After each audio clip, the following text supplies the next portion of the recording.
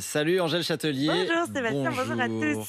L'été d'Angèle, les coups de cœur d'Angèle tout l'été. On a écouté de la musique, on est allé au cinéma ce matin. Un peu de lecture sur la plage. Qu'est-ce qu'on lit sur la plage? Eh bien, je ne sais pas si vous le savez Sébastien, mais c'est l'été que les Français lisent le plus. Parce que c'est vrai qu'on a quand même plus de temps, on se détend sur la plage. On a, disons-le, beaucoup plus de dispositivité mentale pour lire. Alors je suis allée à la librairie L'Instant à Paris pour demander à sa gérante, Sandrine Babu, de me dire ses livres coup de cœur, ceux qu'elle nous conseille pour cet été. Parmi eux, le dernier livre de Pierre Lemaitre appelé Le Grand Monde.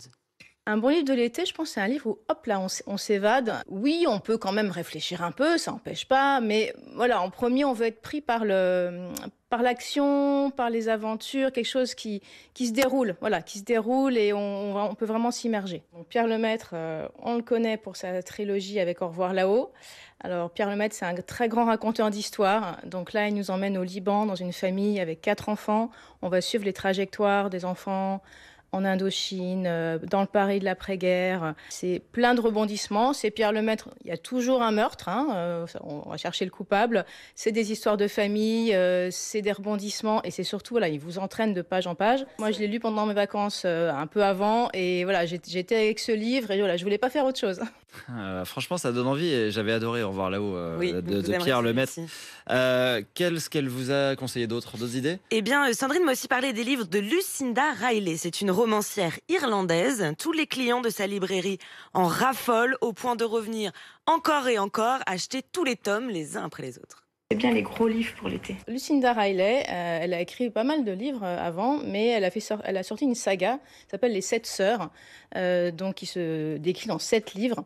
Et elle nous emmène à la découverte de chacune des sœurs qui ont un lien mais qu'elles ne connaissent pas au début. Et donc, à chaque fois, ça se passe dans un pays différent. Et ce livre, il se passe vraiment un phénomène. L'autre jour, il y en a une qui est venue, elle avait lu les 2 premiers tomes et elle me dit je vais prendre les 7. Je dis non, vous avez déjà lu. Non, mais j'offre les 7 à une amie. Franchement, c'est pas très souvent qu'on m'achète 7 livres d'un coup pour offrir. On se plonge dedans, facile à lire, et aussi on apprend des choses dans les pays où on se rend. Au Brésil, notamment, on est à la fois dans l'histoire des personnages et on découvre des pays, des faits historiques qu'on connaissait pas forcément. Alors voilà, ça c'est pour les romans et les sagas. Ouais, et on cherche souvent des choses faciles à lire pour l'été, pour lire sur le transat. Qu'est-ce qu'on lit si on veut se détendre justement, un peu d'humour, si on veut rire? Un peu d'humour. Moi, j'avais envie de vous conseiller un ouvrage que j'ai adoré, que je trouve parfait pour l'été, qui est pour vous ou bien pour votre entourage. Ce livre, il s'appelle Chronique de la trentaine. Mais alors, croyez-moi, même si vous n'avez pas ou plus 30 ans, je suis sûre que vous vous reconnaîtrez dans certaines choses. Dès la page 9, par exemple, 30 ans tu fêteras, des cheveux blancs tu auras, à TikTok, rien tu ne comprendras, et boire en semaine, tu regretteras. Bon, avec modération évidemment. Alors avoir 30 ans, c'est évidemment aussi ne rien comprendre à la musique des jeunes, c'est aussi dire les jeunes d'ailleurs, avoir 30 ans, c'est se poser des questions existentielles. Bref, vous l'aurez compris, ces chroniques de la trentaine disponibles aux éditions Mango Society, eh bien, c'est parfait pour rire de soi, mais aussi de son entourage trentenaire. Un super cadeau si vous avez la chance ou la malchance, je ne sais pas, d'avoir 30 ans ou plus. Enfin, Ouais, plus ils font le même modèle pour la débat. quarantaine. Je dis ça pour Pierrick, bien sûr. Bientôt.